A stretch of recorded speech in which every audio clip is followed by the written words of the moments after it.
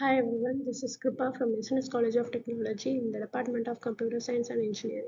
In this video series, we are discussing on the standard Java IO, which is input-output streams. So previously we have discussed introduction to IO streams in Java. I will just recall the previous videos. So Java IO input output is a collection of classes and streams in the standard Java IO package that handle reading data from sources and writing data to the destination. It provides both byte and character streams to support all types of data. Okay. So the next are some common types of streams in Java, which are byte stream, character stream, and then buffered stream, and then data stream.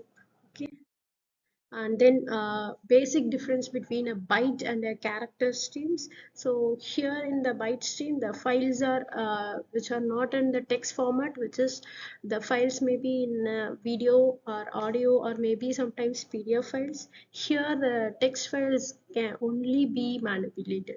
Okay, there is no encoding process handling over there. Here Unicode and encoding process is handled over there. So the next one is standard IO streams. Let's look at three most commonly used default streams that Java has provided. System.in, this is a standard input stream that is used to read characters from the keyboard or any other standard input devices. System.out, this is the standard output stream that is used to produce the result of a program on an output device like a computer screen. System.error, so which is a standard error stream that is used to display error messages separately from the normal output stream. Okay, so these are all some basic contents we have discussed in the previous videos. Now we move on to this content, which is IO stream hierarchy. So here the term like stream hierarchy so are divided into two main categories based on the type of data they handle, like byte stream hierarchy and character stream. In the byte stream, byte streams deal with raw bytes, which is binary data. So here the place classes are input stream for reading bytes and output stream for reading bytes. Okay, input stream for reading bytes, output stream for writing bytes. So the common subclasses in the input stream side are file input stream, buffered input stream, data input stream, object input stream, byte array stream. What is the main role of a file input stream, which is for reads data from the file. And then next one is buffered input stream, which is for improving speed using buffering. Data input stream is for reads primitive data types. So object input stream reads objects.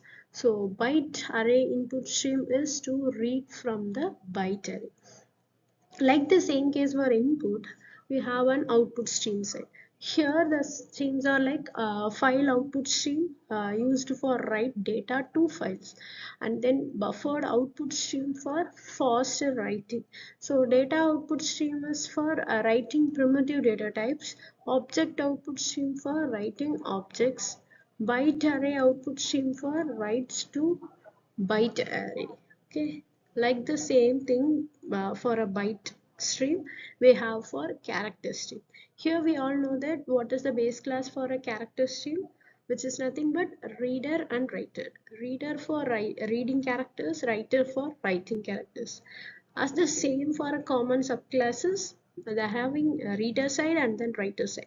In the reader side, we have file reader, which reads from the text files, buffered reader for fast reading, input stream reader, which is converts byte stream to character stream, character array reader reads from character array, writer side is file writer writes to text files, buffered writer faster writing, output stream writer converts character to byte stream, character array writer writes to character array.